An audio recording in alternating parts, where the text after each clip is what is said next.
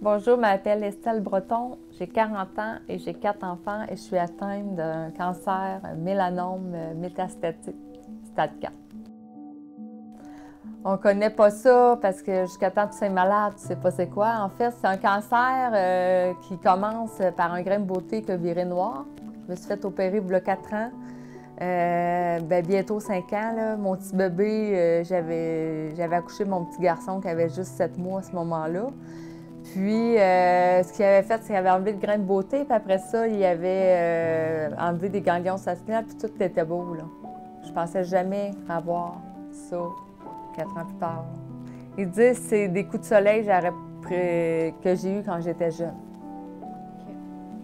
Je vais voir mon médecin avec Nathaniel, puis là, je lui fais mention qu'un ganglion qui me fait mal en dessous du bras, du même côté qui m'a enlevé des ganglions sentinelles, il y a 4 ans.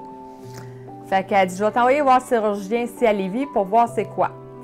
Lorsque je vais voir le chirurgien, c'est une bosse qui grossit à vue d'œil, elle est rendue grosse comme un œuf, je te dirais. Fait que lui, il palpe ça, il dit, on dirait que c'est un abcès. Fait qu'elle dit, je vais t'envoyer à la biopsie. C'était gros comme ça quand j'étais en biopsie.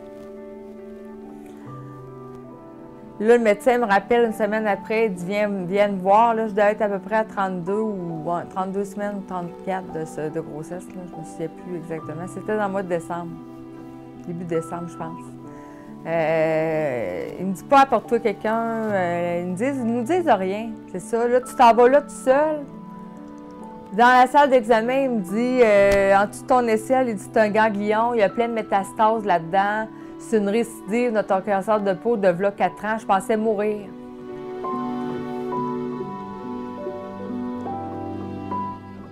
C'est terrible, là.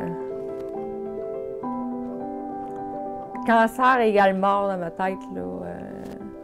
Je sais pas les traitements que je vais avoir, qu'est-ce qu'on va faire avec ça.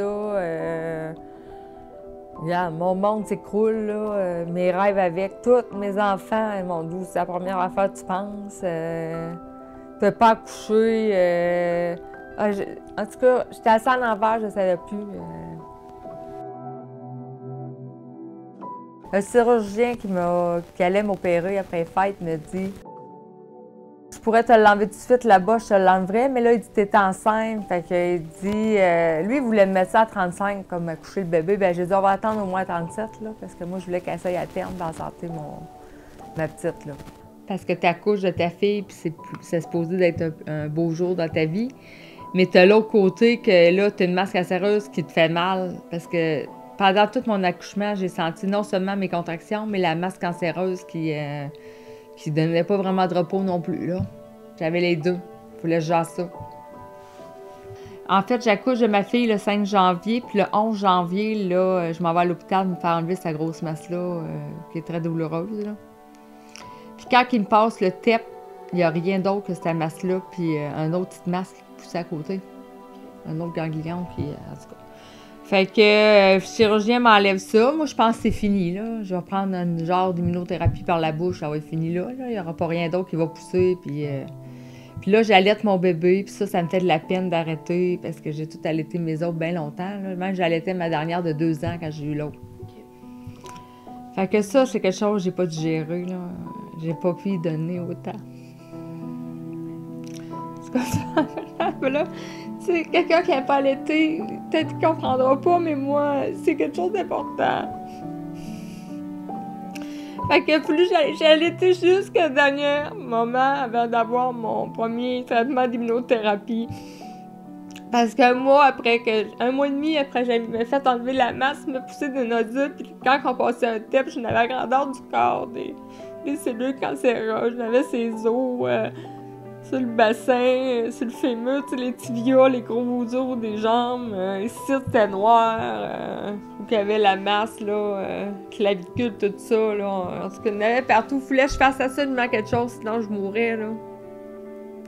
Fait que oui, j'ai choisi la vie, comme ma petite co-oncologue a dit, mais je la trouve dure.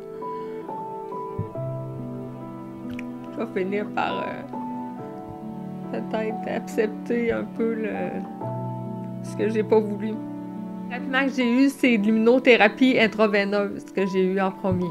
C'était double immuno. J'ai eu ça 4 fois, puis après ça, c'était simple immuno.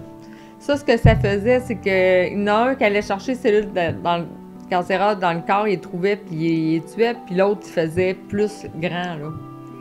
Les 4 luminaux, c'est ça. Puis elles que j'avais jusqu'à tout récemment, ça faisait la même chose, là. C'était pour contrôler la maladie, mais ça fonctionne plus, ça. Faut arrêter ça, parce qu'il y a quand même poussé une masse cancéreuse au niveau de mon intestin. Fait que là, je vais commencer un nouveau traitement cette semaine. C'est une immunothérapie qu'on prend par la bouche. 2 médicaments. Un qui est supposé d'aller casser la chaîne des cellules cancéreuses pour la faire mourir. En tout cas, il va y en avoir 2 qui vont aller la casser. Okay. Ça a l'air que les résultats sont très vite. Fait que j'espère bien répondre à ce nouveau traitement-là, là, parce qu'il faut prendre le contrôle de ma maladie, là. Mon conjoint travaille beaucoup. Puis, il y a eu beaucoup de difficultés à accepter ça, que je sois malade. Il a été longtemps dans le déni, là. L'assurance de médicaments de mon conjoint, c'est elle qui paye ça, là. Ouais. Je pense pas que c'est payé par... c'est trop récent pour que l'assurance maladie paye pour ça, là. Souvent, c'est soit des assurances privées, puis si t'en as pas, tu fais partie des protocoles de recherche. T'es comme un genre de cobaye là, qui essaie des médicaments pour voir si ça marche ou ça marche pas. Parce qu'il faut comprendre que la sorte de maladie que j'ai, elle se guérit pas. Ils peuvent juste la contrôler. Puis c'est sûr qu'ils vont faire tout ce qu'ils peuvent pour rallonger ma vie, que j'ai une couple d'années plus avec mes enfants, là. Ma soeur est partie d'une campagne de financement GoFundMe parce que il n'y a pas d'aide là, pour les proches aidants présentement. Il y a juste un 15 semaines qui est payé par le fédéral. Le gouvernement provincial, lui, il offre juste des crédits d'impôt. Il offre absolument rien à ceux-là qui aident les autres. Puis des malades, il y en a beaucoup, là. Plus qu'on va aller, plus qu'on va en avoir, là. Fait qu'il faut vraiment faire quelque chose, là. Il faudrait comme avoir un petit salaire pour les proches aidants pour les aider, parce que personne ne va venir ici gratuitement, là. T'aider. Tout le monde a besoin d'argent pour vivre, payer leurs affaires, là. Tout le monde a leur vie, c'est normal, là. Fait que cet argent-là, je pourrais payer quelqu'un, là, au pire à temps plein, pour venir ici, là, m'aider. La fatigue est très grande, là. Beaucoup de fatigue. J'ai plus de capacité physique. Je pourrais pas aller travailler, là. Des fois, je vais faire de la cuisine collective, mettons, c'est 5 heures de temps. Je reviens ici, je suis assez brûlée, il faudrait que je me couche, là. Fait que si les gars me demandent plus d'énergie le matin, ça me prend tout, là, pour préparer les 2 autres, puis, tu sais, c'est ça, là. Puis il y a des matins, je me lève, je suis malade en me levant, là. Faut que je fasse ma journée pareil, c'est difficile. J'aimerais ça un jour avoir ma maison, mais si c'est pas possible, ce que j'ai pensé, c'est, mettons que le loyer coûterait plus cher, ben on pourrait prendre une partie de l'argent que j'ai de côté pour payer le...